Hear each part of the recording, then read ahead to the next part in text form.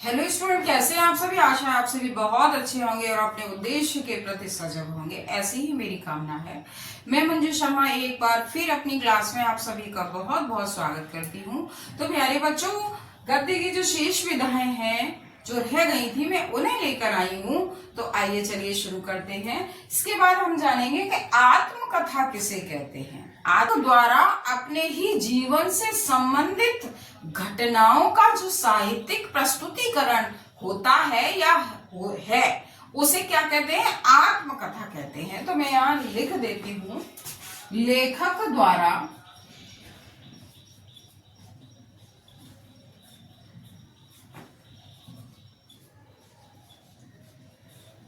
अपने ही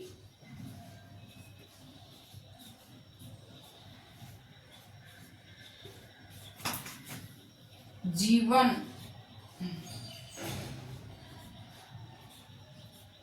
से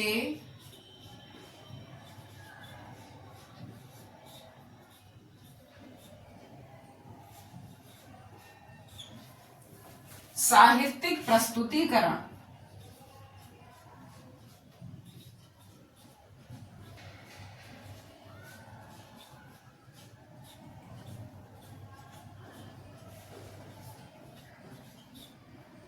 जैसे अपनी खबर बेचन सिंह पांडे का क्या है? आत्मकथा विधा की रचना है। और मेरी असफलताएं बाबू गुलाब राय की आत्मकथा है। अब कि वह विधा गुण दोषों का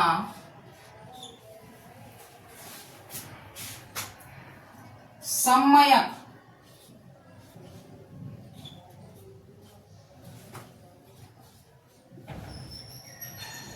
समय का भी मतलब समान रूप से, यानी जिसके गुण और दोष समान रूप से देखे जाते हो, तो उसे हम क्या कहते हैं? आलोचना विधा कहते हैं। अब हम आते हैं एकांकी विधा पर। तो एकांकी किसे कहते हैं? एक ही अंक में संपूर्ण नाटक प्रस्तुत कर देने वाली रचना एकांकी कहलाती है। जैसे दीपदान डॉक्टर रामकुमार वर्मा की एकांकी है। अंडे के छिलके मोहन राकेश की एकांकी है। तो यहां मैं लिख देती हूं एकांकी।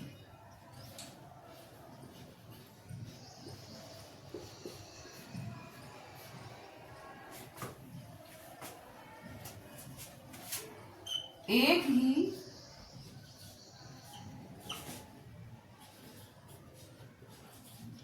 अंक में संपूर्ण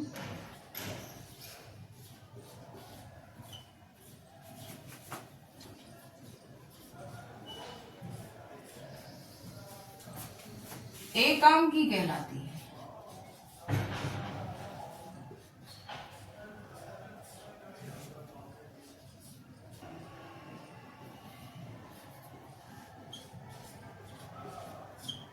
एकांकी कहते हैं। डायरी विधा पर डायरी किसे कहते हैं? तो वह आत्मीय विवरण जिसमें प्रतिदिन होने वाली यानी प्रतिदिन घटित होने वाली घटनाओं को यानी प्रतिदिन होने वाली घटनाओं को कलात्मक रूप से प्रस्तुत किया जाता है, उसे हम क्या कहते हैं? आत्मीय विवरण।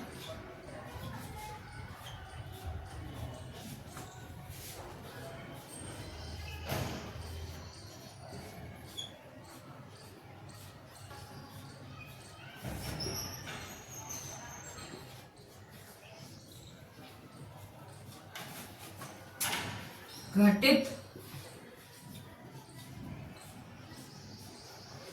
होने जाता है। जैसे धीरेन्द्र वर्मा की डायरी मेरी कॉलेज डायरी, सेवाग्राम की डायरी किसकी है? श्री राम शर्मा की डायरी है। अच्छा, अब गद्य गीत पर। गद्य गीत छंद मुक्त वह आलेख है जिसमें काव्य के गुणों को समेटने की चेष्टा की जाती है, उसे हम क्या कहते हैं? गद्य गीत कहते हैं। मैं यहां लिख देती हूं गद्य गीत।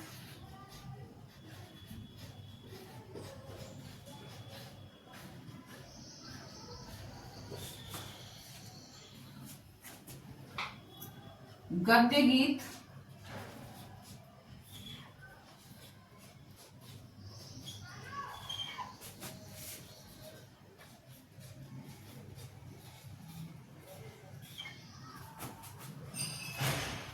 काव्य के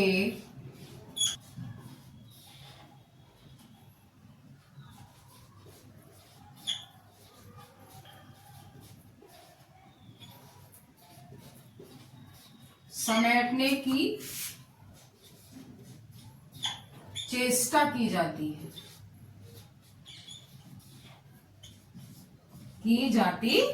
है, जैसे चिंता अज्ञे का क्या है? गद्य गीत है। और साधना राय कृष्ण दास का क्या है? गद्य गीत है। तो इस तरह से ये आपकी जो विधाएं हैं, और भी विधाएं होती हैं, लेकिन जो है आपकी विधाएं हैं, आशा है आप समझ गए होंगे और आपने नोट भी कर ली होंगी। और मेरा वीडियो अगर पसंद आया हो तो लाइक कीजिए, सब्सक्राइब कीजिए, शेयर कीजिए। धन्यवाद।